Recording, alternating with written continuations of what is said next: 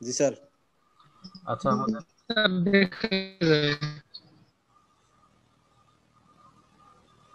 Hello,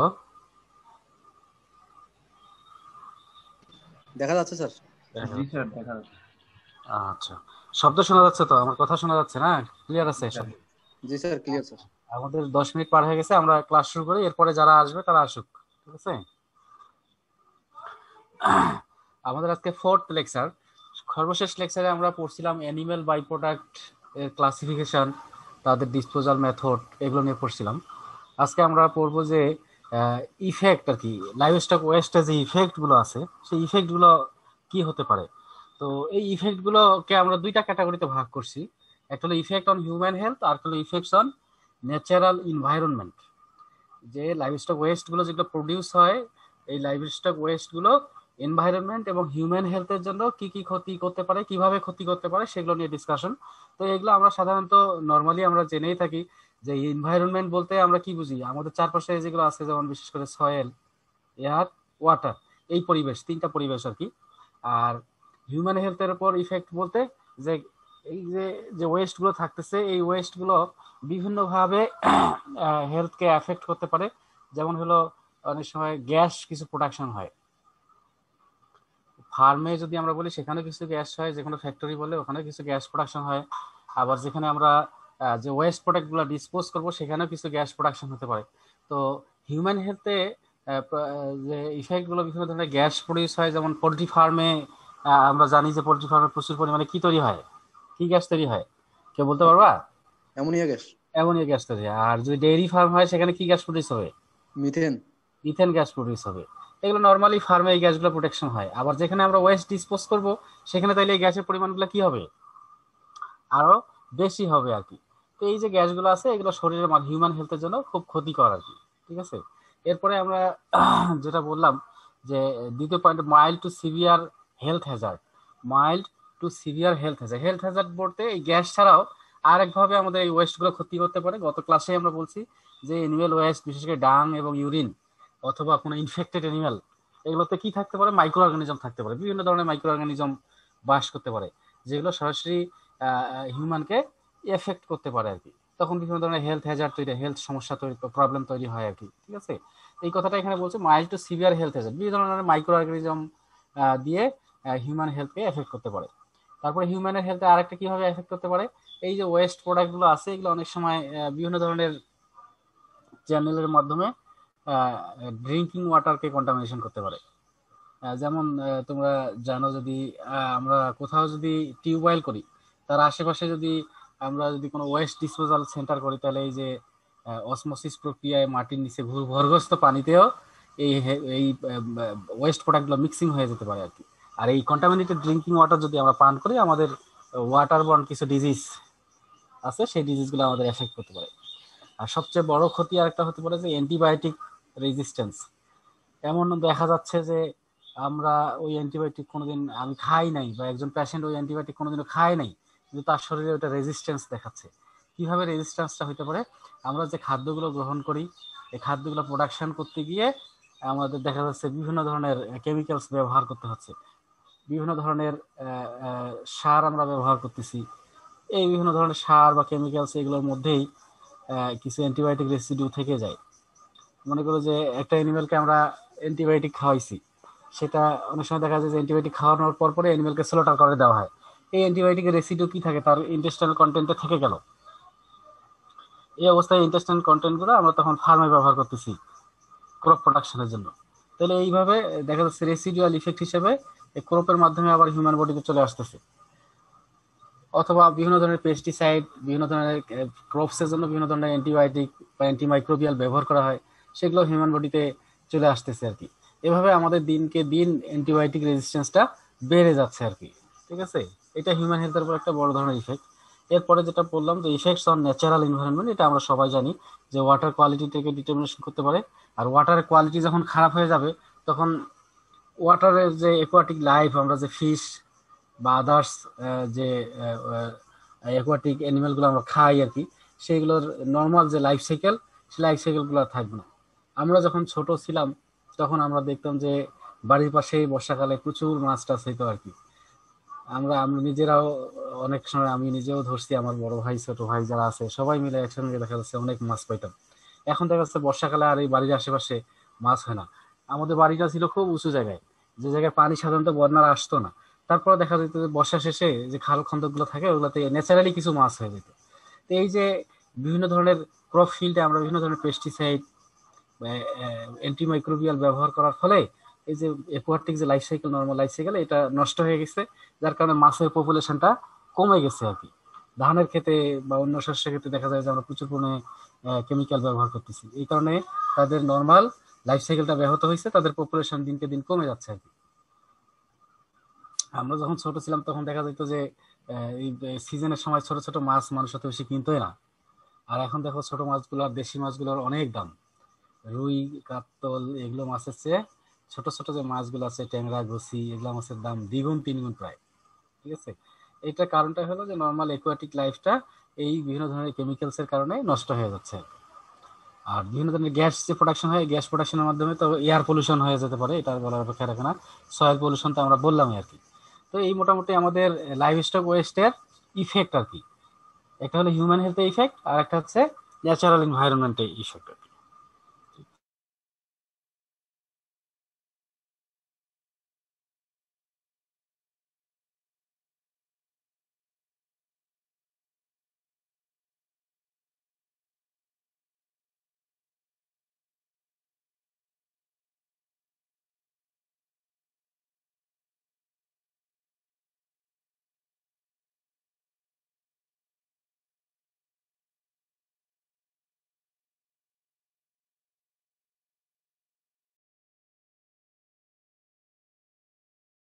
নতুন নতুন পদ্ধতি তৈরি হচ্ছে।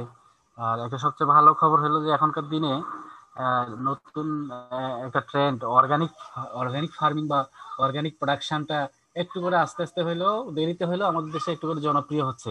মানুষ এখন এই অর্গানিক ফুডেই খুঁজে আর কি।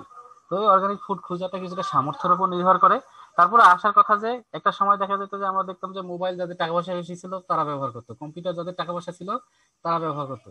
কিন্তু অ্যাভেলেবেল যখন হয়ে যাবে, একটা প্রোডাক্ট যখন অ্যাভেলেবেল হয়ে যাবে, যখন তাদের টাকা পয়সা কম থাকবে, তারাও বিভিন্নভাবে চেষ্টা করে সেটা ম্যানেজ করার চেষ্টা করে আর কি। যেমন এখন দেখো যে স্মার্টফোন, অ্যান্ড্রয়েড ফোন সবার হাতে হাতে, একেবারে উচ্চ শ্রেণী থেকে নিম্ন শ্রেণী পর্যন্ত একদম বয়স্ক থেকে বাচ্চা সবার হাতেই অ্যান্ড্রয়েড ফোন হয়ে গেছে। এটা কি কারণে হয়েছে? যে এটা একটা সামাজিক ট্রেন্ড চালু হয়ে গেছে যে এই জিনিসটা লাগবে।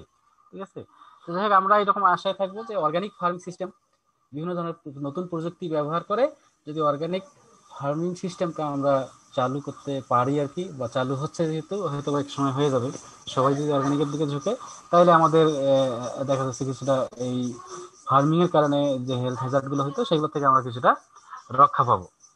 ঠিক আছে। আর যেটা তোমরা বললা, একজন বললো যে পাবলিক অ্যাওয়ারনেস আসলে দরকার আছে, তারপর রুলস এন্ড রেগুলেশন। আমাদের দেশে রুলস বা রেগুলেশন যেটা বলি, রেগুলেশন আমাদের দেশে সেই ব্রিটিশ আমল থেকেই আছে। আমরা যে আইন কানুন গুলা অনেক সময় আমাদের কাছে নতুন মনে হয়, যেমন এই যে করোনাকালীন সময়ে এখন অনেক শব্দ আমাদের কাছে নতুন মনে হচ্ছে, বা অনেকের কাছে নতুন মনে হচ্ছে, আইসোলেশন, কোয়ারেন্টাইন। ঠিক আছে, তো এই জিনিসগুলো অনেক আগে থেকেই আইন আকারেই ছিল, ইভেন কি অ্যানিমেলের জন্যও আছে। কিন্তু আমাদের দেশে কি হলো, সেটার সেটার কি নাই, প্রয়োগ নাই আর কি। যেটা হচ্ছে রেগুলেশন অ্যান্ড অ্যাকাউন্টেবিলিটি। অ্যাকাউন্টেবিলিটি হলো জবাবদিহিতা থাকতে হবে। এই জবাবদিহিতাটা দুই পর্যায়ে থাকতে হবে, অ্যাডমিনিস্ট্রেটিভ পর্যায়েও থাকতে হবে, আবার যারা আমরা পাবলিক আছি, পিপলস আছি, জেনারেল পিপলস আছি, তাদের ক্ষেত্রেও এই অ্যাকাউন্টেবিলিটিটা থাকতে হবে, জবাবদিহিতা। আসলে কার কাছে জবাবদিহি করবো? একটা আমাদের, আমরা জানি যে প্রকাশ্যে ধূমপান করলে 50 টাকা জরিমানা হবে। কে জরিমানা করবে আর কে জরিমানা নিবে, এটা প্রয়োগ নাই সঠিকভাবে। এই জিনিসটা এখানে বলা হয়েছে যে রেগুলেশন থাকতে হবে, এবং সেই রেগুলেশনটা পালন করার জন্য অ্যাকাউন্টেবিলিটি থাকতে হবে, জবাবদিহিতা থাকতে হবে। নিজের বিবেকের কাছেও অনেক সময় জবাবদিহি করতে হবে যে না, এটা তো নিয়ম আছে। আমি যদি সচেতন না হই, যেটা দ্বিতীয় পয়েন্ট আমি বলছি, পাবলিক অ্যাওয়ারনেস, অ্যাওয়ারনেসও আছে। মোটামুটি এখন অধিকাংশ লোকেই জানে যে প্রকাশ্যে ধূমপান করলে এই এত জরিমানা হবে আর কি, এটা দণ্ডনীয় অপরাধ, কিন্তু পার্টিসিপেশন নাই। দ্বিতীয় পয়েন্টটাতে তোমরা খেয়াল করো, আমি যেন উল্লেখ করছি এখানে, public awareness and public participation. আইন আছে, জবাবদিহিতা করারও ব্যবস্থা আছে, পাবলিক সচেতন। এখনকার দিনে মোটামুটি সবাই সচেতন, যে কোনো একটা রুলস রেগুলেশন একটু প্রকাশ হইলেই সবাই জেনে যায় আর কি, মিডিয়ার কারণে হোক বা সোশ্যাল মিডিয়ার কারণে হোক জেনে যাচ্ছে, জানি সবাই কিন্তু আমরা কেউই মানি না। সেটা হচ্ছে পার্টিসিপেশন করতে হবে। পাবলিক পার্টিসিপেশন যদি না হয়, অংশগ্রহণ যদি আমরা না করি, সেই ক্ষেত্রে আমাদের এটা প্রয়োগ করা খুব ডিফিকাল্ট হবে আর কি। এই জন্য বলছি যে এই লাইভস্টক প্রোডাক্ট, বাই প্রোডাক্ট বা ওয়েস্ট প্রোডাক্টের যে ক্ষতিকর দিকগুলো আছে, এইগুলো থেকে বাঁচার জন্য যে নিয়ম কানুনগুলো আছে, সেই নিয়ম কানুনগুলো আমাদের মানতে হবে। যেমন খোলা জায়গায়, আমাদের দেশের আইনেই আছে যে কোনো জায়গায় খোলা স্থানে অ্যানিমেল জবাই করা যাবে না, ঠিক আছে, কিন্তু এটার কোনো প্রয়োগ নাই আর কি। প্রয়োগ হবে কখন? আমরা নিজেরা যদি পার্টিসিপেট করি, আমরা নিজেরা যদি সচেতন হই যে না এটা নিয়ম আছে আমরা করব না, তাইলে কিন্তু সহজ হয় প্রশাসনের জন্য। আমাদের যে একটা ডেন্সলি পপুলেটেড কান্ট্রি, এই পপুলেটেড কান্ট্রিতে কখনোই অ্যাডমিনিস্ট্রেশন দিয়ে সব আইন কানুন প্রয়োগ করানো সম্ভব না। তোমরা দেখবা যে শহর অঞ্চলগুলোতে ফুট ওভারব্রিজ দেওয়া আছে, ঠিক আছে, কিন্তু এই ফুট ওভারব্রিজ আমরা কতজন ব্যবহার করি? ঠিক আছে, এই যে গভর্নমেন্ট কিন্তু ব্যবস্থা করে দিচ্ছে, স্বল্প পরিসরে হলে করে দিচ্ছে, কিন্তু এটা পার্টিসিপেশন নাই, যার কারণে এটা রক্ষণাবেক্ষণও নাই। মানে একটা দুষ্ট চক্রের মতো আর কি, পাবলিকের জন্য করে দিচ্ছে কিন্তু পাবলিক ব্যবহার করে না। পাবলিক ব্যবহার করে না জন্য গভর্নমেন্ট অত ম্যানেজমেন্ট এটা করতেছে না, ঠিক আছে, এই ধরনের সমস্যাগুলো। তো এইখানে যে 5টা পয়েন্ট আমি বলছি, এই 5টা পয়েন্ট আমরা যদি খেয়াল করি বা আমরা যদি মানে চলি আর কি সবাই, তাহলে লাইভস্টক ওয়েস্ট থেকে যে পলিউশনগুলো হয় সেই পলিউশনগুলো রিলিফ পাওয়া সম্ভব আর কি। পলিউশনগুলো থেকে যেটা আমি যদি আরো বলি, regulation and accountability, public awareness and participation, new technology adaptation, alternative farming system, pollution reduction programs. Pollution reduction প্রোগ্রামসটা এটা একটা কম্বিনেশন ফর্ম আর কি, যেটা আমরা বললাম যে অল্টারনেটিভ ফার্মিং সিস্টেমের মাধ্যমে করা যেতে পারে, নিউ টেকনোলজি যেমন বায়োগ্যাস, কম্পোস্ট, এগুলো করেও পলিউশনটা রিডাকশন করা যায় আর কি। বিশেষ করে বায়োগ্যাস, কম্পোস্ট এবং অল্টারনেটিভ ফার্মিং সিস্টেমের মাধ্যমে পলিউশন রিডাকশন করা যেতে পারে আর কি। এই হলো মোটামুটি আমাদের লাইভস্টক ওয়েস্ট রিলেটেড কিছু প্রাথমিক ডিসকাশন আর কি। এরপরে আরো ডিটেলস আমাদের আসবে। তো এই যে যেটুকু পড়ানো হলো এটুকুর মধ্যে তোমাদের কারো কোনো জিজ্ঞাসা আছে?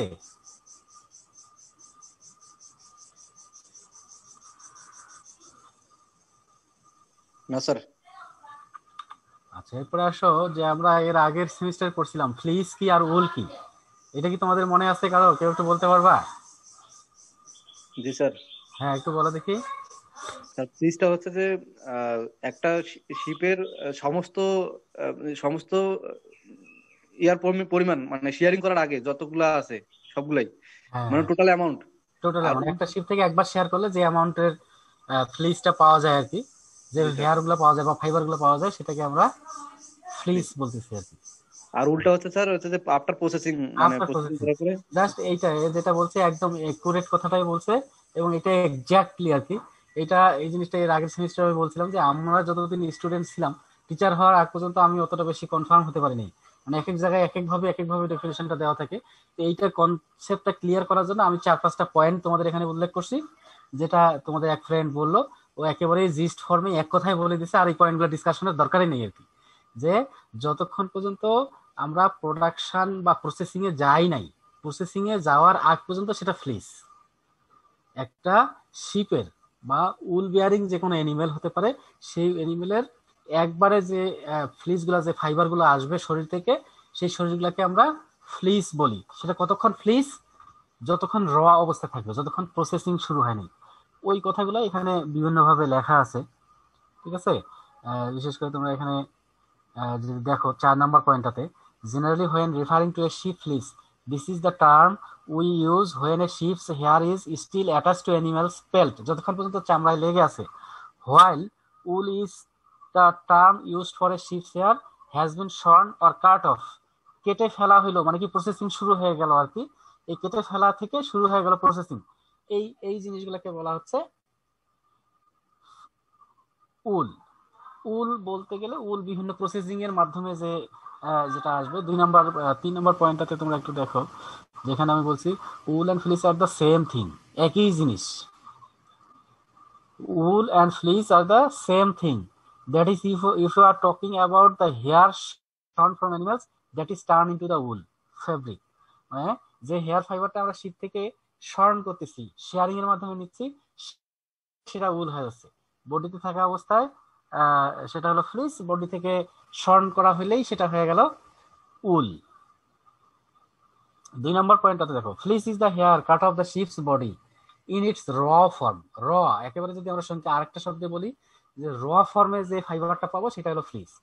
আর wool is when the fleece has been washed and carded and made into different products. আর উলটা বলছে এই র প্রোডাক্টটাকে যখন আমরা ওয়াশিং বা বিভিন্ন প্রসেসিং এর মাধ্যমে যখন আমরা প্রসেস করে ফেলবো, ব্যবহার উপযোগী করব, তখন সেটাকে বলা হচ্ছে উল। তো আমি আশা করি যে উল আর ফ্লিস এই দুটা নিয়ে তোমাদের আর কখনো কনফিউশন হবে না আর কি। ঠিক আছে, তো আজকে আমাদের থিওরির যতটুকু পার্ট ছিল ওইটা থিওরি গেল, এবং আজকের যে টপিকসটা প্র্যাকটিক্যালের এটাও থিওরির পার্ট। খুব গুরুত্বপূর্ণ একটা টপিকস আর কি, যে উল আর ফ্লিস আমরা যেটা বললাম সেই উলটা কখন। এখানে প্রথমে হেডিংটা দেখো, production of wool. Production of wool, তার মানে উলটাকে প্রডিউস করতে হবে। প্রডিউসটা শুরু হবে শেয়ারিং এর মাধ্যমে। Production or treatment or processing of wool, এটা শুরু হবে শেয়ারিং এর মাধ্যমে। কিছুক্ষণ আগে যেটা আমি বললাম আর কি, যে যতক্ষণ পর্যন্ত অ্যানিমাল বডিতে থাকবে ততক্ষণ পর্যন্ত উল, আর শেয়ারিং করা হলো মানে এটা প্রোডাকশন প্রসেস শুরু, সরি ফ্লিস। আর যখন শেয়ারিং করা হয়ে গেল বা শেয়ারিং স্টার্ট করলাম তখনই সেটা আমরা উল বলতে পারি যে এটা প্রোডাকশন হচ্ছে, উল প্রোডাকশন হচ্ছে। তো এর আগে আমরা 3টা এক্সপেরিমেন্ট ডিসকাশন করছিলাম, আজকে আমাদের চতুর্থ এক্সপেরিমেন্ট। স্যার আমাদের ফার্স্ট লেকচারটা কি দেওয়া হয়েছিল? না, ফার্স্টটা দেই নেই। ওটা দেই নেই এটা কারণে যে ওটা আমি এখনো চিন্তা করছি যে একবার ডিটেলস করে দিব, আর ওইটা আমার কাছে হার্ড কপিও আছে। একবার চিন্তা করতেছি যে ডিটেলস লিখবো, লিখতে গেলে তো অনেক সময় লাগে আসলে, টাইপে একটু আমার হাত স্লো, তো এই জন্য আবার একবার চিন্তা করতেছি যে ওইটা সরাসরি হার্ড কপি দিব, এরকম একটা চিন্তা ভাবনার মধ্যেই আছি। স্যার হার্ড কপি দিলে হচ্ছে আমাদের মানে আমরা নিতে পারবো, যেহেতু ক্যাম্পাসে এখন অনেকে আছে, হ্যাঁ হ্যাঁ হ্যাঁ, ওইটা তো আমি চিন্তা করছি আর কি। কালেকশন করলে আমাদেরকে দিয়ে দিবে দিয়ে পরে দিবে, পিডিএফ করে। ওইটা আমি হার্ড কপি তাহলে দিয়ে দিব আর কি। ঠিক আছে, আচ্ছা স্যার, তাহলে সময় করে স্যার আপনার সাথে যে দেখা করবো আপনার যখন ফ্রি থাকবে। আচ্ছা হ্যাঁ, আমি এটা সময় সুযোগ বুঝে তোমাকে জানাই দিব, তখন তুমি আচ্ছা স্যার। ইয়া করে। আচ্ছা, উল প্রোডাকশনের প্রথম যে স্টেপ, আমি প্রথমে বলে নিলাম যে এটা থিওরি এবং প্র্যাকটিক্যালের জন্য খুবই গুরুত্বপূর্ণ একটা টপিক। 2 পরীক্ষায় এটা দিয়ে প্রশ্ন থাকে আর কি। তোমরা একটু হোল্ড করো, আমার একটা অফিস থেকে কল আসছে একটা।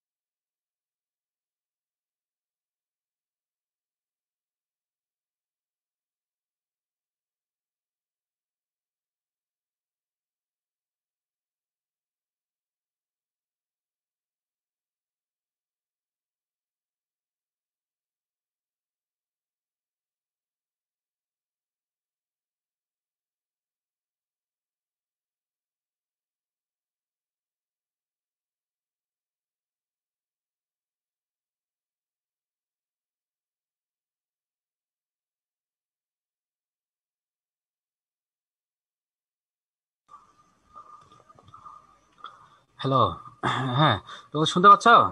জি স্যার। আচ্ছা, শেয়ারিং সম্পর্কে আমরা আগে থেকে জানি যে যে শিপ থেকে উল কালেকশন করার যে টেকনিক, সেই টেকনিকটাকে আমরা শেয়ারিং বলি। শেয়ারিং এর ক্ষেত্রে আমরা অনেক সময় একটা মেশিন ব্যবহার করি আর কি।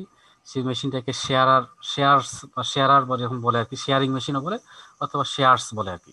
ঠিক আছে, এই মেশিনগুলো হ্যান্ড শেয়ারিং মেশিনও হতে পারে অথবা ইলেকট্রিক শেয়ারিং মেশিনও হতে পারে। আর আমাদের এখানে সবচেয়ে একটা ইম্পর্টেন্ট যেটা জিনিস হলো যে কতবার কতবার আমরা শেয়ারিং করব একটা শিপ থেকে। তো এটা নির্ভর করে শিপের জাতের উপর আর কি। কিছু কিছু শিপ আছে যেগুলোতে উলের গ্রোথটা একটু স্লো হয় এবং তোমার হচ্ছে ফাইন হয় আর কি। বিশেষ করে ফাইন উল প্রডিউসিং যেগুলো, এগুলো গ্রোথ রেটটা খুব স্লো হয়। তো যেগুলো গ্রোথ রেট স্লো, সেই উলগুলো অথবা যেগুলো টেম্পারেট কান্ট্রির, শীত প্রধান দেশের, সেই ক্ষেত্রে বছরে একবার করে শেয়ারিং করা হয় আর কি। আর যেগুলোর গ্রোথ রেট ভালো, বিশেষ করে লম্বা উল প্রোডাকশন হয়, বিশেষ করে আমাদের দেশের সাবকন্টিনেন্টে ইন্ডিয়া, পাকিস্তান এইগুলো অঞ্চলের যে উলগুলো থাকে এগুলো সাধারণত মোটা উল হয় আর কি, যেগুলো ফাইন উল আমরা বলি না আর কি, ঠিক আছে। এগুলো গ্রোথ রেটটাও একটু বেশি থাকে সাধারণত। এই কারণে এই ধরনের যে ব্রিড গুলো থাকে সেগুলোকে দেখা যাচ্ছে যে বছরে 2 বার করেও শেয়ারিং করা যায় আর কি, ঠিক আছে। তো শেয়ারিং সম্পর্কে এতটুকু জানলেই যথেষ্ট, যেহেতু আমরা আগের অ্যানিমাল সায়েন্সে এগুলো পড়ছি। এরপর আসো গ্রেডিং অ্যান্ড শর্টিং। দুইটা শব্দ খুব কাছাকাছি, ইন্টার রিলেটেড। গ্রেডিং অ্যান্ড শর্টিংটা হচ্ছে ইন্টার রিলেটেড। গ্রেডিংটা হলো কোয়ালিটি জাজমেন্ট করা হয়, গ্রেডিং হলো কোয়ালিটি জাজমেন্ট, জাজিং the quality of a product. আর এই কোয়ালিটি জাজমেন্টের মাধ্যমে বিভিন্ন ক্যাটাগরি করে আলাদা করা, সেপারেশন করাকে বলা হচ্ছে শর্টিং। তো উলের গ্রেডিং এর ক্ষেত্রে আমরা কি বলবো, যে উল grading is the process of জাজিং the quality of ul, process of জাজিং the quality of উল, ঠিক আছে। তো এই যে উলের কোয়ালিটি আমরা জাজমেন্ট করলাম, করার পরে কোয়ালিটিটা অনুযায়ী আমরা কি করব, ভাগ করব আর কি, সেপারেশন করব। এই সেপারেশনটাকে বলা হচ্ছে শর্টিং, ঠিক আছে। তো উল গ্রেডিং এর ক্ষেত্রে তোমরা জানো কি না, এর আগে হয়তো পড়ানোর কথা আর কি, উলের যে শিপ আসে, শিপের একটা ক্লাসিফিকেশন তোমরা পড়ছো কি? জি স্যার, হ্যাঁ, বিভিন্ন শিপ। হ্যাঁ, বিভিন্ন শিপ কিসের উপর ভিত্তি করে মেইনলি ক্লাসিফিকেশনটা করা হয়? উল টাইপ, তারপর উলের হচ্ছে যে কোয়ালিটিটার উপর ভিত্তি করে, ঠিক আছে। উল হলো যে কতটুকু ফাইন, কেমন ফাইন, সেই ফাইননেসের উপর ভিত্তি করে উলটাকে ক্লাসিফাই করা হয় মূলত, ঠিক আছে। তো এই ক্লাসিফিকেশনটাতে স্ট্যান্ডার্ড হিসেবে ধরা হয় সবচেয়ে ফাইন উল প্রডিউস করে কোন ব্রিড, তোমাদের জানা আছে, মনে আছে? জি স্যার, কোশ্চেনটা আরেকবার স্যার। বললাম যে ফাইনেস্ট উল প্রডিউস করে কোন breed? Merino. Exactly, merino, American merino বা মেরিনো বলি আর কি। তো এই মেরিনোটাকে ধরা হয় স্ট্যান্ডার্ড, মেরিনোটাকে ধরা হয় standard, finest wool in the world, finest wool in the world, সবচেয়ে ফাইন উল প্রডিউস করে আমেরিকান মেরিনো। যার কারণে এই আমেরিকান মেরিনোটাকে ধরা হয় স্ট্যান্ডার্ড, বেসিক মেজারমেন্ট, ঠিক আছে। এইটার উপর ভিত্তি করে মেরিনো থেকে যেটা আসে সেটাকে আমরা বলি ফাইন উল, ঠিক আছে। এরপরে এটা হচ্ছে একটু যদি দ্বিগুণ ডায়ামিটার হয় তখন সেটা আমরা বলি হাফ ব্লাড। 3 নম্বর পয়েন্টে তোমরা একটু খেয়াল করো, the great or fibre diameter came to B expressed as fine. Fine কোনটা? আমেরিকান মেরিনো বা মেরিনো শিপ থেকে যে উলটা আসে ওইটার যে ডায়ামিটারটা থাকে সেই ডায়ামিটারটাকে ধরি আমরা বেসিক, এটা হলো ফাইন উল। এরপরে ওই ডায়ামিটারের দ্বিগুণ ডায়ামিটার যদি হয় সেটাকে আমরা বলি হাফ ব্লাড উল, হাফ ব্লাড, মেরিনোর সে এক দ্বিগুণ মোটা, ঠিক আছে। এরকম আলটিমেটলি যত মোটা হইতে থাকবে 3/8 blood, 1/4 blood, low 1/4 blood, common and bread, মানে একেবারে আস্তে আস্তে এই গ্রেডগুলো আগাচ্ছে। এগুলো নিয়ে আমরা পরে উল যখন আমরা ডিটেলস করব, উলের গ্রেডিং নামে একটা তোমাদের আলাদা একটা টপিকস আমরা পড়াবো। জাস্ট এখানে একটু ধারণা নিয়ে রাখো, ওইখানে আমরা খুব আরো ভালো করে পড়াবো আর কি, ঠিক আছে। যে এটা শুধু এখানে একটা ধারণা নাও যে উলের গ্রেডিংটা করা হয় আমেরিকান মেরিনোটাকে স্ট্যান্ডার্ড ধরে। এই মেরিনোটাকে যে থেকে যে ফাইবারটা আসে সেটাকে ধরা হয় ফাইনেস্ট উল, এটা হলো বেজ। এখান থেকে উল যত ডায়ামিটার মোটা হতে থাকবে তত এই পরিমাণগুলো সিকোয়েন্সিয়ালি বাড়তে পারে, যেমন হলো half blood, 3/8 blood, 1/4 blood, low 1/4 blood, common and bread. Just এইটুকু আপাতত আজকে জানো, পরে এগুলো সম্পর্কে আমরা ডিটেলস করবো আর কি। এই যে আমরা এই অনুযায়ী ক্লাসিফাই করলাম, করার পরে এগুলোকে যে শর্টিং করবো, কোয়ালিটি অনুযায়ী আলাদা আলাদা গ্রুপে ভাগ করাটাকে বলা হচ্ছে শর্টিং। এখানে সেটাই লেখা আছে, sorting simply means separating similar things. Sorting simply means separating similar things, একই ধরনের জিনিসগুলোকে আলাদা করা। একই ধরন বলতে আমরা এখানে কোয়ালিটিটা বুঝাবো আর কি। The process of separating the fleece of a sheep into sections according to the quality of woolen fiber is called sorting. উলের ফাইবারের যে কোয়ালিটি, যেটা আমরা কিছুক্ষণ আগে বললাম গ্রেডিং আর কি, এই গ্রেড অনুযায়ী আমরা যখন কোয়ালিটি ফিক্স করব, করার পরে একই ধরনের যেগুলো থাকবে সেগুলোকে আমরা এক গ্রুপ করব, সেই জিনিসটাকে বলা হয় শর্টিং। তাহলে প্রথমে আমাদের শীট থেকে শেয়ারিং করব, শেয়ারিং করার পরে আমাদের গ্রেডিং ক্রাইটেরিয়া ফিক্স করতে হবে, করার পরে একই গ্রেডে যেগুলো পড়বে সেগুলোকে আলাদা করে আমরা শর্টিং করব আর কি। এই জিনিসটা এখানে বলা হয়েছে। আচ্ছা, 3 নম্বর পয়েন্ট হলো ডাস্টিং এন্ড ওপেনিং। এটা তো তোমরা কি বুঝতে পারতেছো? কেউ একজন বলো দেখি কি বোঝা যাচ্ছে নামটা দিয়েই।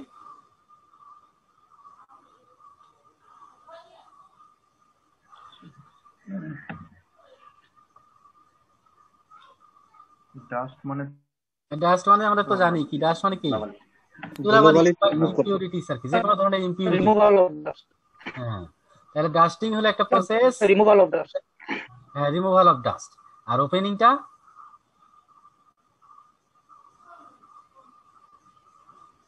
আইডিয়া করো অথবা স্লাইড দেখেও বলতে পারো, যদি স্লাইড দেখেও যদি বুঝতে পারো তাহলে ওইটাও যথেষ্ট আর কি, কি বলতে চাইছে আর কি।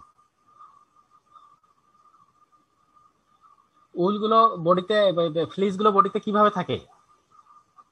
লাগালাগি অবস্থায়। হ্যাঁ, বান্ডেল আকারে থাকে, টাফট টাফট আকারে থাকে, বান্ডেল আকারে থাকে, গ্রুপ আকারে থাকে। অন্যান্য অ্যানিমেলের হেয়ার গুলো যেমন সেপারেট থাকে, এই হেয়ার গুলো সাধারণত কি থাকে? পেঁচানো থাকে, ওয়েভি। আমরা জানি যে উলগুলো কি হয়, ওয়েভি হয়, পেঁচানো থাকে, লম্বা, ঢেউ খেলানো। এটা বান্ডেল আকারে থাকে। এই বান্ডেল গুলা লুজ করার যে টেকনিকটা, সেটাকে বলা হয় opening. Opening is done to open the tuft of fibres. Tuft of fibres, ফাইবার্সের যে টাফট থাকে বা বান্ডেল থাকে, সেই বান্ডেল গুলাকে খোলা আর কি, সেটাকে বলা হচ্ছে ওপেনিং। আচ্ছা, এরপরে 4 নম্বর পয়েন্টে আসো, ক্লিনিং অ্যান্ড স্কোরিং।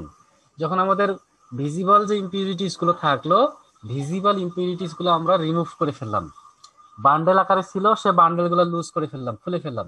এরপরের পরের স্টেপটা আমাদের হলো cleaning and scouring. Cleaning and ক্লিনিংটা তো আমরা জানি, cleaning means the act of making wool clean by brushing or wiping away dirt and dust from the surface. মানে কোনো সারফেস থেকে ডাস্ট, ময়লা রিমুভ করার যে প্রসেসিও, সেটাকে আমরা ক্লিনিং বলি। আর স্কোরিংটা হচ্ছে কি, অ্যালকালাইন সলিউশন দিয়ে উলটাকে ট্রিটমেন্ট করা। যে ভেজিটেবল ম্যাট্রিক্স গুলো থাকে, তোমরা এর আগে হয়তো বিভিন্ন অ্যানিমাল নিউট্রিশনে জানো যে অ্যালকালি ডাইজেশন, তারপরে অ্যাসিড ডাইজেশন, এরকম বলা হয়। তো কিছু কিছু সাবস্টেন্স আছে পানিতে সলুবল, ওয়াটার সলুবল, ঠিক আছে? সেই ওয়াটার সলুবল ম্যাটেরিয়ালস বা ডাস্ট পার্টিকেল গুলো আমরা ক্লিনিং এর মাধ্যমে আমরা রিমুভ করতে পারবো। আর যেগুলো নর্মাল পানি দিয়ে ওয়াশ করলে যাবে না, সেগুলোকে আমরা প্রথমে অ্যালকালি দিয়ে আমরা ওয়াশ করি, অ্যালকালি ট্রিটমেন্ট করি। সেই অ্যালকালি ট্রিটমেন্ট অফ উলকে বলা হচ্ছে স্কোরিং। যেটা এখানে বলছি, after grading and sorting the fleece is scoured in a series of alkaline baths containing water, soap and soda ash or a similar alkali. মানে যে কোনো ধরনের অ্যালকালাইন সাবস্টেন্স, যে কোনো ধরনের ডিটারজেন্টও আমরা ব্যবহার করতে পারি। অ্যালকালাইন সাবস্টেন্স দিয়ে ওয়াশ করা যেটা, সেটাকে বলা হচ্ছে স্কোরিং। কি তোমরা সবাই বুঝতে পারছো স্কোরিংটা?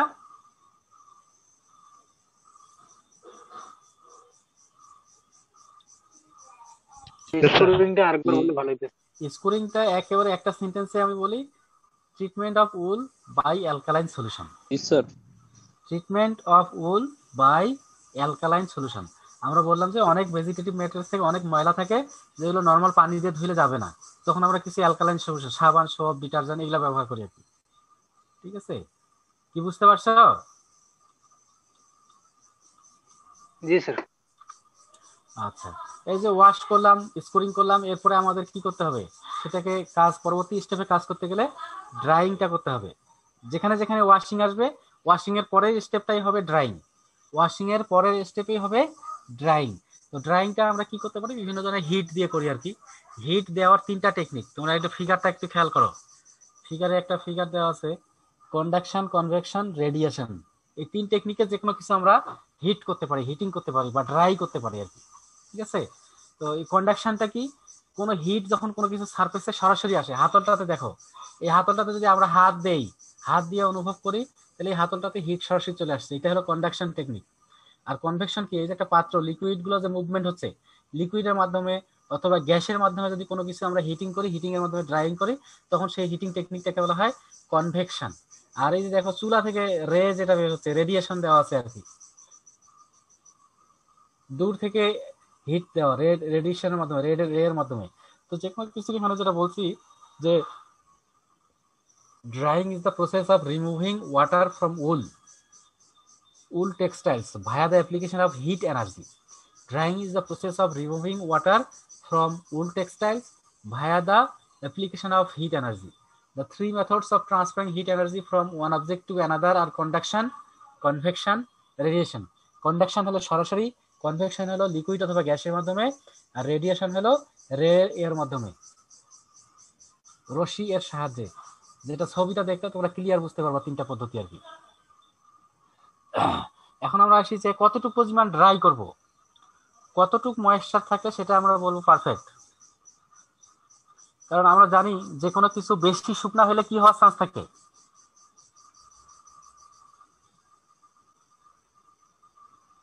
ভেঙে যায় স্যার। হ্যাঁ ভেঙে যেতে পারে। থার্ড পয়েন্টটাতে খেয়াল করো, আমি ওখানে উল্লেখ করছি when too dry wool is brittle, ভঙ্গুর, ভাঙে যাবে আর কি। যদি বেশি ড্রাই করে ফেলি, একদম ড্রাই ম্যাটার করে ফেললাম, যে একবারে ড্রাই ম্যাটার একদম 100% বা 98% ড্রাই ম্যাটার করে ফেললাম, তখন সেটা ভেঙে যাবে। যে কোনো জিনিস বেশি শুকাইলে ভেঙে যাওয়ার একটা চান্স থাকে। On the other hand left to wet, যদি আমরা ভেজা রাখি তখন কি হবে, মেশিন দিয়ে যেতে সমস্যা হবে, প্রসেসিং এর সমস্যা হবে, আর একটা সমস্যা হবে তোমার বিভিন্ন ধরনের মাইক্রো অর্গানিজম খুব রিপিডলি গ্রো করতে পারে, ইজিলি গ্রো করতে পারবে আর কি। এই জন্য বলা হয়েছে দ্য পারফেক্ট স্ট্যান্ডার্ড বা পারফেক্ট ময়েশ্চার উলের ক্ষেত্রে কতটুকু পর্যন্ত আমরা নিব, 16%। The amount of moisture considered best for the proper working wool is about 16%। 16% যদি ময়েশ্চার থাকে তাহলে সেটা ভেঙেও যাবে না, আর অন্যান্য মাইক্রো অর্গানিজম দিয়ে সহজে অ্যাটাকও হবে না, কাজ করতে সুবিধা হবে আর কি। এই হলো উল ড্রাইং সম্পর্কে। আচ্ছা, ড্রাইং এর পরে যে প্রসেসটা আসে সেই প্রসেসটা হলো বার পিকিং অর ডিবারিং। এই বারটা কি, বার হলো যে আমরা এই যে ওয়াশিং করলাম, ক্লিনিং করলাম, স্কোরিং করলাম, এরপরে যদি কখনো দেখা যাচ্ছে কোনো লার্জ ইম্পিউরিটি যদি থেকে যায়, সেটাকে আমরা রিমুভ করার যে টেকনিক, সেই টেকনিকটাকে বলা হয় বার পিকিং। এখানে দেখো যে burr is usually an unwanted piece of material. Burr কি, বার হচ্ছে unwanted piece of material. Unwanted কোনো যদি সাবস্টেন্স থেকে থাকে সেটাকে রিমুভ করা হয়, and is remove with deburring tool in a process called deburring or burr picking. তাহলে এটা সবচেয়ে সহজভাবে যদি আমরা বলি যে উলগুলো প্রসেসিং করার পর্যায়ে যদি কখনো বড় বড় লার্জ পার্টিকেল যদি আমরা দেখি বা বার যদি আমরা পাই, সেই বারগুলোকে যে রিমুভ করব যে টেকনিকের মাধ্যমে, সেটাকে বলা হচ্ছে ডিবারিং অর বার পিকিং। এরপরের পয়েন্টটা হচ্ছে কার্বনাইজিং। আমরা কার্বনাইজিংটা বোঝার আগে আমরা যে স্কোরিং বললাম, স্কোরিং বলার সময় আমরা কি বলছি, প্রথমে একবার পানি দিয়ে ক্লিনিং করছি, তখনই বললাম যে সব ময়লা, সব ডাস্ট পার্টিকেল, সব গ্রিজ ম্যাটেরিয়ালস পানি দিয়ে যাবে না, তাহলে কি দিয়ে করতে হবে, তারপরে আমরা সাবান ব্যবহার করলাম। ঠিক আছে, সাবান দিয়ে অনেক সময় কিছু কিছু ভেজিটেটিভ ম্যাটেরিয়ালস থাকে, কিছু কিছু ময়লা থাকে, কিছু কিছু ওয়েলি সাবস্টেন্স থাকে, সাবান দিয়েও পুরোপুরি যায় না, সেটাকে দূর করার জন্য তখন আমরা অ্যাসিড ব্যবহার করি। Treatment of wool by acid solution is known as carbonizing. Treatment of wool by acid solution is known as carbonizing. স্কোরিংটা হলো অ্যালকালি সলিউশন ব্যবহার করা হয়, আর কার্বনাইজিংটা হচ্ছে অ্যাসিড সলিউশন ব্যবহার করা হয়। খুব সংক্ষেপে যদি আমরা বলি যে স্কোরিংটা হলো অ্যালকালি বাথিং আর কার্বনাইজিংটা হলো অ্যাসিড বাথিং। ঠিক আছে, অ্যাসিড সাবস্টেন্সের সলিউশন দিয়ে উলটাকে আরেকটু ট্রিটমেন্ট করা হয়। Some fine wools contain high levels of vegetative materials of types which cannot be fully removed by scouring and mechanically.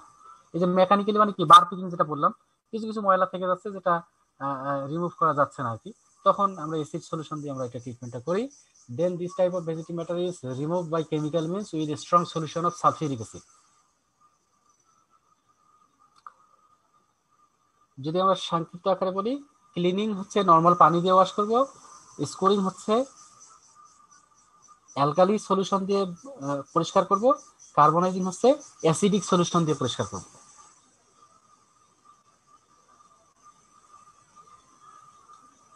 কি বুঝতে পারছো? কারো কোনো প্রশ্ন আছে এই তিনটা পয়েন্ট নিয়ে? স্যার আচ্ছা, এরপরে 8 নম্বর পয়েন্টে আসো, লুজেনিং অ্যান্ড ওয়েলিং। এই যে আমরা বিভিন্ন সময় ধুচ্ছি, অ্যাসিড সলিউশন দিয়ে ধুইলাম, অ্যালকালি সলিউশন দিয়ে ধুইলাম, নর্মালি একবার পানি দিয়ে ধুইলাম, এতে হলো কি ন্যাচারাল যে গ্লোজিনেস থাকবে উলের, সেটা কি আর থাকবে? অনেকটাই রিমুভ হয়ে যাবে, অনেকটা ক্ষতিগ্রস্ত হবে। এই গ্লোসিনেসটা নিয়ে আসার জন্য একটু ওয়েল স্প্রিঙ্কল করা হয়, মেশিনের মধ্যে এমন একটা জায়গা থাকে যেখানে তেল দেওয়া হয় আর কি। আর লুজিনিং কোনটা, উলগুলো আমরা জানি যে কিভাবে থাকে, ঢেউ খেলানো থাকে, সেই ঢেউ খেলানো উলগুলোকে সোজা করা যেটা টেকনিক, সেটাকে বলা হয় লুজেনিং। যেটা এখানে আমি বলছি, loosening means stress the wool. Stress মানে কি, টানা আর কি, টেনে ধরা। Stress the wool to get it to its original dimension. তার যে অরিজিনালটা সেই পিকারটা নিয়ে যাওয়ার জন্য যে স্ট্রেসিং করা হয় সেই টেকনিকটাকে বলা হচ্ছে লুজেনিং।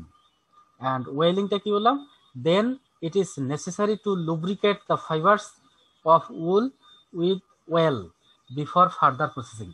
এরপরে প্রসেসিং এ যাওয়ার আগে যেহেতু অনেক সময় পানি টানি দিয়ে ওয়াশ করা হয়েছে, অ্যাসিড দিয়ে ওয়াশ করা হয়েছে, অ্যালকালা দিয়ে ওয়াশ করা হয়েছে, 3বার ওয়াশিং করা হয়েছে, ড্রাইং করা হয়েছে, তাহলে এখানে কি হবে, তখন ন্যাচারাল যে তার যে একটা গ্লোসিনেস বা স্মুথনেস থাকার কথা, সেই স্মুথনেসটা কিছুটা ক্ষতিগ্রস্ত হয়। এই ক্ষতিগ্রস্ত স্মুথনেসটাকে ফিরাই নিয়ে আসার জন্য এবং কাজের সুবিধার্থে ওয়েলিংটা করা হয়। ওয়েলিং যদি আমরা করি তাহলে উলের ভেঙে যাওয়ার প্রবণতাটা কিছুটা কমবে আর কি।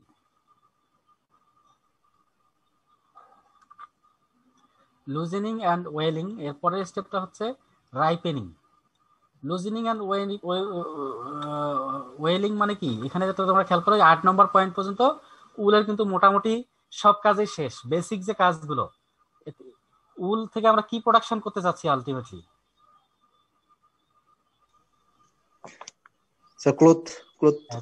ক্লথ করতে গেলে কি লাগবে, সুতা লাগবে, তাই তো? উলগুলো কিসের কাজ করবে, সুতা হিসেবে কাজ করবে। তার মানে এই 8 নম্বর পয়েন্টে যখন আসলো, সুতা তৈরি করার জন্য রেডি হয়ে গেছে, ঠিক আছে।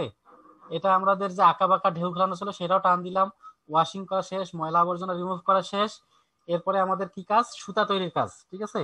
তো এখন এই পর্যায়ে এসে যেটা হয়, অনেকে আছে যে সাথে সাথেই ব্যবহার করে ফেলে, অনেকে আছে আবার এটা কিছু সময়ের জন্য রেখে দেয়, যে এখন লাগবে না, পরে ব্যবহার করব।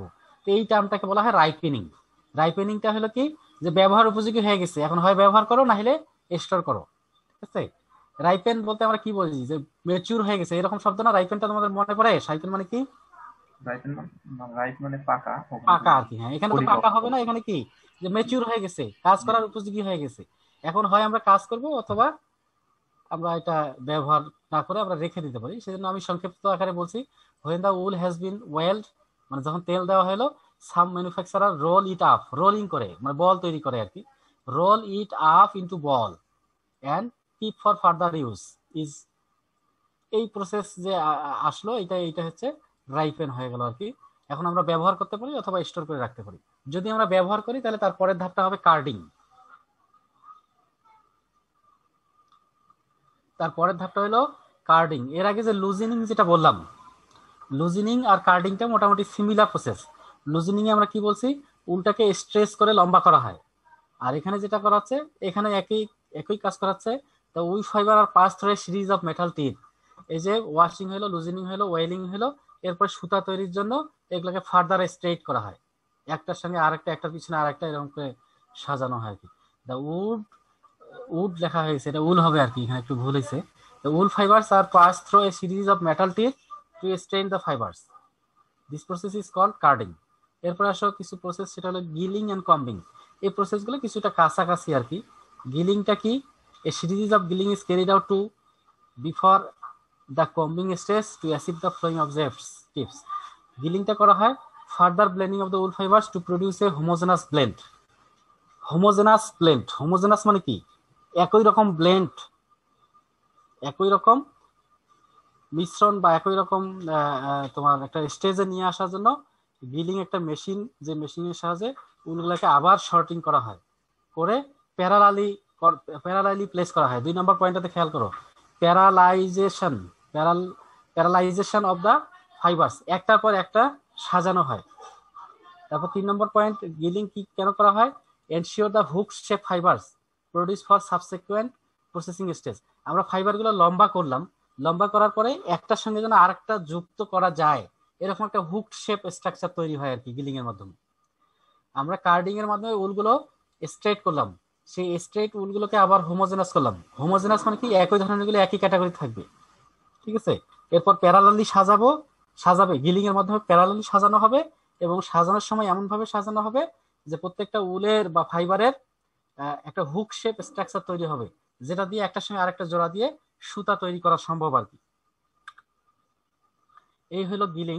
গিলিং এর পরে combing is the method for preparing carded fibres for spinning. এই যে সুতা তৈরি করার জন্য রেডি হয়ে গেল আর কি, ঠিক আছে। The fibres have been strand and lie parallel to each other, combing discarded short fibres. When combing wool, the discarded short fibers are called noels. এই জায়গাগুলো একটু তোমাদের বুঝতে হবে মনোযোগ দিয়ে। আমি বলছিলাম যে এই কয়েকটা প্রসেস কাছাকাছি, যেমন হলো লুজিনিং, যেটা আমি বলছিলাম একটু আবার যদি পিছন থেকে আসি তোমাদের বোঝার সুবিধার জন্য। লুজিনিংটা হলো জাস্ট আমরা স্ট্রেস করলাম, স্ট্রেস করে তেল দিলাম, ঠিক আছে। তেল দেওয়ার পরে কার্ডিং, কার্ডিংটা হলো কি, এখানেও কি করা হচ্ছে, উল ফাইবার গুলোকে আরো ফার্দার স্ট্রেট করা হচ্ছে। এই স্ট্রেট করার পরে যে স্টেপটা আছে গিলিং, গিলিং এর কাজ হচ্ছে স্ট্রেট করার পর একটার পর একটা সাজাই দিবে, একটার পর একটা সাজাই দিবে। কারণ সুতা তৈরি করতে গেলে কি প্যারালালি একটার পর একটা থাকতে হবে আর কি, ঠিক আছে। এরকম একটার পর একটা সাজাই দিল, এবং গিলিং এর মাধ্যমে যে একটা মেশিন, গিলিং মেশিন, এখানে হুক শেপ স্ট্রাকচার তৈরি হয়ে যায়। কিসের জন্য? সুতা তৈরি করার জন্য। আচ্ছা, এরপরে কম্বিং যেটা, সেখানে মেইন ফাংশনটা আছে এই যে হুক শেপ স্ট্রাকচার হলো প্যারালাল হয়ে গেল, এরপরে দেখা যাবে কিছু ছোট থাকবে, কিছু বড় থাকবে, কিছু বড় থাকবে, কিছু ছোট থাকবে। এই যে শর্টিংটা করা হবে, সেই শর্টিংটাই হচ্ছে মূলত কম্বিং। এই যেখানে দেখো যে এই পয়েন্টটা বলা আছে, স্ট্রেইটেন করা হয়, প্যারালালি থাকে, এবং ডিসকার্ড শর্ট ফাইবারস, ছোট ছোট টুকরা যেগুলো তৈরি হয়, অনেক সময় দেখা যায় ভেঙে গেছে বা অনেক স্মল সাইজ হয়ে গেছে, নর্মালি একটার সঙ্গে একটা হুক শেপ তৈরি, হুক শেপ যেটা হওয়ার কথা সেটা তৈরি হয় নাই, যার কারণে একটা আরেকটার সঙ্গে যুক্ত হইতে পারবে না। এই ধরনের গুলোকে শর্টিং করা, যেটা মেশিনের মাধ্যমে করা হয়, সেই মেশিনটাকে বলা হয় কম্বিং। আর এখানে লাস্ট পয়েন্টটাতে, কম্বিং এর লাস্ট পয়েন্টে একটা খেয়াল করো, কম্বিং এই যে শর্ট ফাইবার যেগুলো ডিসকার্ড করলো, যেগুলো ময়লা তৈরি হলো, এই ময়লাগুলোকে বলা হচ্ছে noils. When combing wool, the discarded short fibres are called noils. যেগুলো ডিসকার্ড করে দিল, তার মানে কম্বিং এর মূল কাজটাই হচ্ছে যে ওখান থেকে যেগুলো আমাদের সুতা তৈরি করার জন্য স্ট্রেট হলো, হুক শেপ তৈরি হয় নাই বা ছোট হয়েছে, ভেঙে গেছে, স্মল সাইজ হয়ে গেছে, সেই ধরনের ফাইবার গুলোকে রিমুভ করা আর কি। একটু জটিল হয়ে যাচ্ছে, বুঝতে পারছো কি?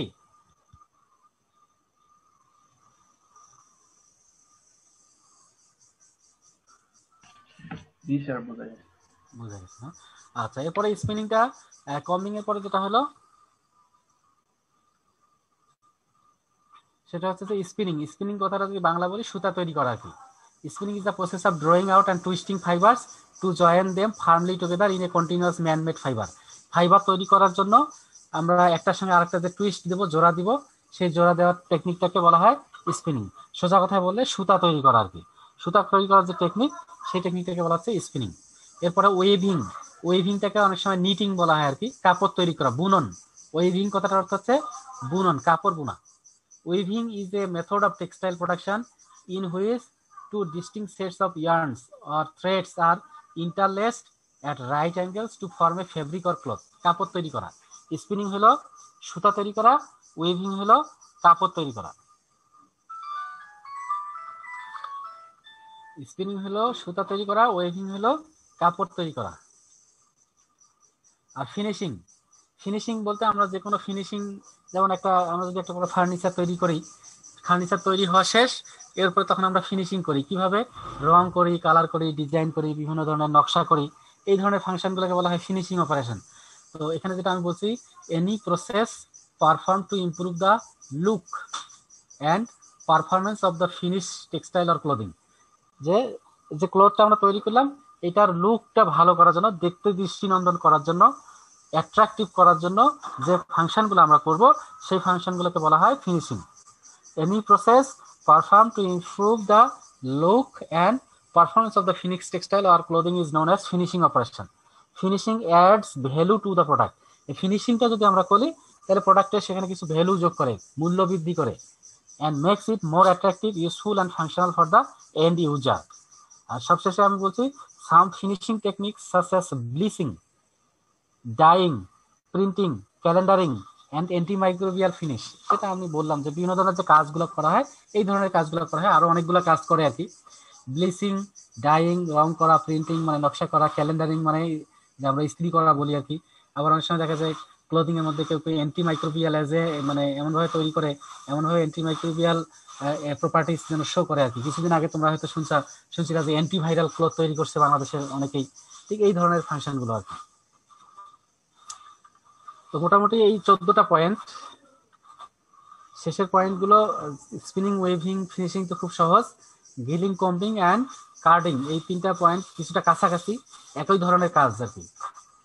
এবং এখানে যে প্রসেস বলা হলো সবগুলাই মোটামুটি মেশিনের সাহায্যে করতে হয়, কোনোটাই হাতের সাহায্যে এখন আর হয় না, অল আর ফুল অটোমেটিক্স। তো তোমাদের কোনো প্রশ্ন আছে?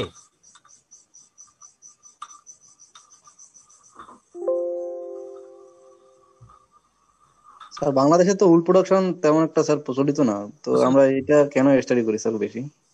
এটা স্টাডি করি, প্রোডাকশন আমরা করি না, কিন্তু আমরা কি ব্যবহার করি? ব্যবহার তো করি স্যার। হ্যাঁ, তাহলে এই যে ব্যবহার যদি আমরা নিজেরাই করতে পারি, যেমন হলো একটা তোমাকে আমি বলি যে বাংলাদেশে তো কিছু সুগার মিল আছে না, জানো তো? স্যার সুগার মিল আছে। তো এই যে সুগার মিল গুলোতে প্রচুর প্রতি বছরে লস হয়, তারপরে গভর্নমেন্ট এই সুগার মিল গুলো চালাচ্ছে কি জন্য? ইন্ডিয়ান চিনির তো দাম কম। জি স্যার। আচ্ছা এটা বাদ দাও, আমাদের সেক্টরে আমরা বলি এই যে গরুর মাংস যে আমরা খাই,